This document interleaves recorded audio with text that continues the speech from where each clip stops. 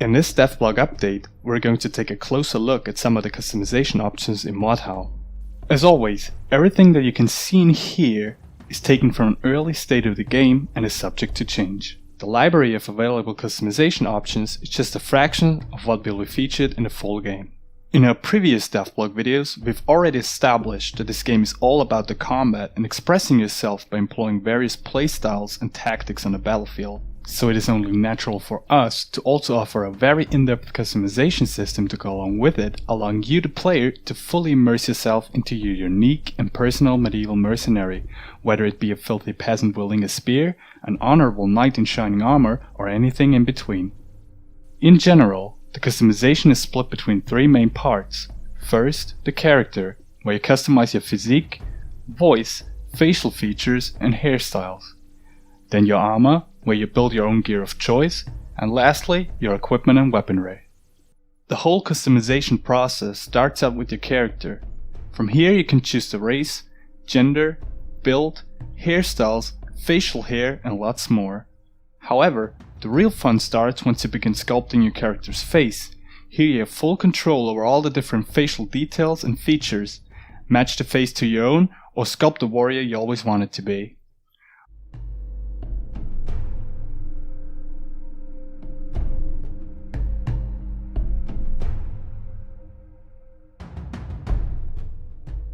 Once you're done with that, you may choose one of the many hairstyles or facial hair options to complement it.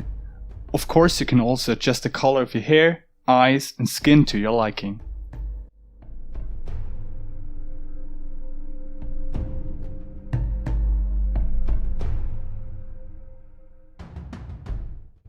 Next up is your character's armor. Here we can create our own custom suits from 4 different armor classes. Clothes offer no protection at all, but they don't incur any movement penalty. Light armor, usually made of padded cloth, has great resistance against blunt arms, but they are easily penetrated by swords and other sharp weapons. Medium armor, made of composite materials, offers a balanced mix of protection and speed. Heavy armor, mostly crafted from big plates, will offer you the greatest protection overall, but leaves you very vulnerable against maces and hammers, as well as weighting you down and impairing your speed. The armor customization allows you to design your own sets from head to toe.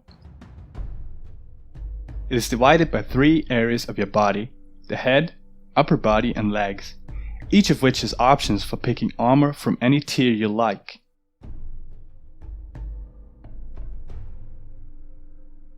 From there you can customize it further by altering the smaller pieces like gloves or boots. Once you've completed picking your parts, you can start coloring your armor, as well as select from a couple different patterns and emblems to decorate your chest piece. And if that wasn't enough yet, you could even take it one step further and apply varying degrees of wear and tear to give your gear some final touches. The tier you choose in each region dictates how well you're protected against blows to those respective areas. Mordhau's weaponry is split into many different categories, each with their own advantages and disadvantages. These arms range from puny little daggers to massive two-handed swords, as well as some ranged weaponry like bows and crossbows. Each of these categories offers a small customizable weapon kit assembled from different parts. These options are just for looks and don't affect the weapon's performance in any shape or form. The weapon damage, reach, and speeds only varies between the actual weapon categories, simply to make it easier for the player to distinguish what they are up against, and in return helping us to make those weapons feel more unique and useful in their own way. You can dye leather wrappings, apply different finishes to your metals, as well as change the wood type of your handles. Later on, we will expand each of these categories with more kits in different styles, so for instance, you may be able to build an iconic claymore in the greatsword category. At the time of this video, there's already over 200 possible part combinations across the currently implemented categories, and there's lots more to come. All this customization eventually comes together on your loadouts. Here you will be able to pick your customized armored weaponry, as well as specialize your character via proficiencies. Those unlock additional equipment to aid you on the battlefield and grant you perks for better survivability during fights. We will elaborate more on that in one of our future videos.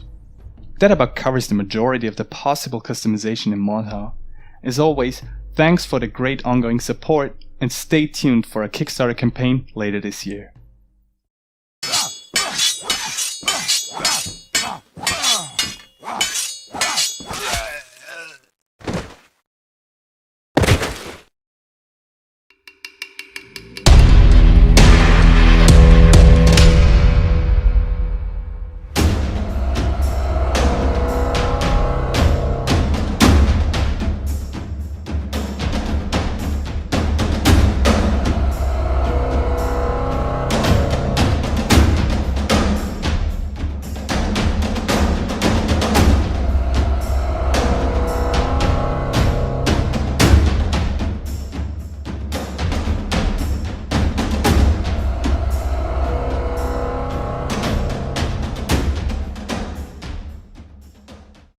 In this update, we will be looking at some of the combat mechanics in Mordhau. As a disclaimer, keep in mind that this is pre-alpha footage. Much of the content is subject to change, and all sounds are placeholders that we intend to replace in the final product.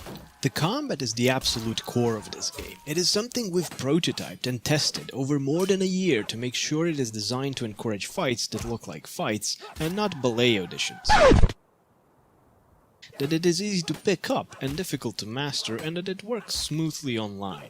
The controls are the first step. Since tastes differ, we plan to offer a variety of control schemes that will make those with experience in previous Melee games feel at home.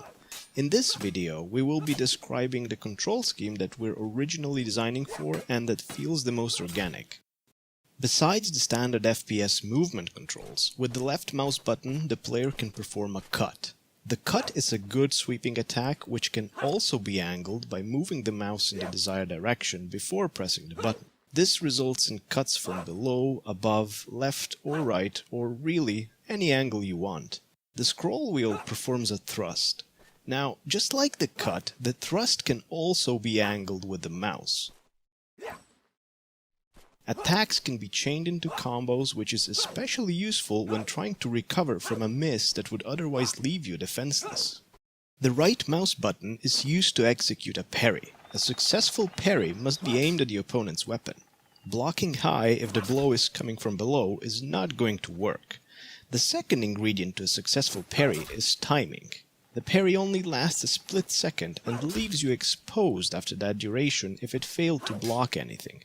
A successful parry will also drain stamina. If you are not careful, you may end up getting disarmed by your opponent if your stamina runs out. After parrying, the defender can perform a riposte, which can then be parried by the enemy in turn.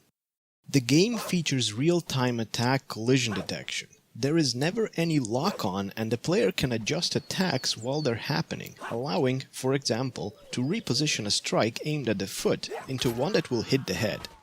What you hit does matter. If the opponent is not wearing a helmet but is otherwise well armored, it is better to strike at the unarmored head. The turning rate during attacks is limited and cannot be influenced by increasing mouse sensitivity. So what happens when two players both attack? Well, if one player manages to land the blow first, the opponent will flinch and fumble their attack, preventing double hits. However, when two attacks that are fully committed touch, they end in a clash. Now from a clash, new attacks can be started by both players if they're quick to act. This leads to extremely fast exchanges that are chaotic because both players act at the same time, trying to squeeze a hit on the other person, but also trying to protect themselves from the opponent's weapon. Attacks can also be used defensively to block an attack. This is called chambering and is very difficult to perform. The defender must mirror the opponent's attack type and angle a fraction of a split second before the opponent's attack lands. This immensely difficult move is rewarded by leading to a very quick attack at the cost of no stamina. If the opponent is quick on his feet, he can either parry the incoming attack or even counter-chamber it. Chamber exchanges can be spiced up through the use of attack morphing, which changes a cut into a thrust or vice versa to throw off the opponent's counter-chamber attempt. There's also a key with which the player can kick. Kicking prevents movement for the duration of the kick. If the kick lands, it will stun the opponent, leaving them wide open and unable to defend themselves against the next attack. to defend against a kick, perform a kick yourself, or simply stay out of its range. The player can always cancel their attack before it is fully committed. Canceling acts like a glue for the mechanics in Mordhau. It can be used both offensively as a feint to bait a parry, or defensively as an attack cancel that can be turned into a parry. It can even be used in chamber exchanges or to recover from a missed attack. Every weapon in the game has an alternate mode of use. A big sword can be gripped further up the blade in what is known as half-swording. Some swords may be flipped around, resulting in a Mordhau grip that can deal more damage to armor. A warhammer has two sides and a poleaxe does as well. A halbert's shaft can be gripped closer to the head to give it more maneuverability. Some smaller weapons can instead be thrown, and if you're on the receiving end of one of these, you can parry them, or if you really want to prove a point, you can bat them away with an attack. But what we really think sets the combat apart is how all those things we've just covered play together. Interaction is at the absolute core of Mordhau. Everything flows into everything. Every action can be combined, cancelled, turned into another, and the possibilities to create your own plays are limitless. But at least now that you've seen some of the mechanics, what can players do with them? Let's take a simple scenario. Imagine two unskilled fighters having a go at each other. It's slow and clumsy, so let's spice things up with some ripostes. And finally, let's swap these parries with chambers. We've gone from a series of slow, clumsy exchanges to an incredibly fast-paced fight, and it's all in the hands of the players. This is precisely what we set out to do with the mechanics, a game where the combat is highly dependent on how the players express themselves. Of course, this game does not only feature melee combat. There is ranged combat such as bows and crossbows, as well as siege engines such as ballista and catapults, and we haven't even talked about shields yet. We will not go in depth about how those work in this video, but we will probably elaborate on these in the future. Finally, before we end the video, it is important to mention some of the feedback regarding combat you've given us since our last video. You mentioned you wanted more realistic dismemberment, and we've made it more accurate. Precise joint locations need to be hit, and the cut needs proper edge alignment. Dismemberment should not be something that occurs constantly, but we don't want the game to feel bland, so we've added partial dismemberment. In other words, gruesome wounds that show broken joints and slit throats. There have also been mentions of armor not being protective enough, and the damage model has had some changes. A sword deals less damage to armored opponents, while a hammer is more effective at the job. Keep in mind, however, that this game is based around quickly dispatching enemies, so a single hit more means a lot in terms of gameplay. The game does not feature wrestling that would be used in real armored combat, as it is difficult to make fluid gameplay around such mechanics and makes it impossible to deal with multiple opponents. So we treat armor as more resistant but still defeatable. This is by no means a realistic depiction of armor, which also brings us to the next point, realism. While we promise you won't find giant plastic swords in this game, it is nonetheless not a realistic depiction of historical European martial arts or HEMA. We're big fans of HEMA, and we always find some similarities between historical techniques and some of the things you can do in this game, but in the end, we're primarily aiming at a fun experience of learning a deep, fluid combat system that can be elegantly expressed using conventional controls.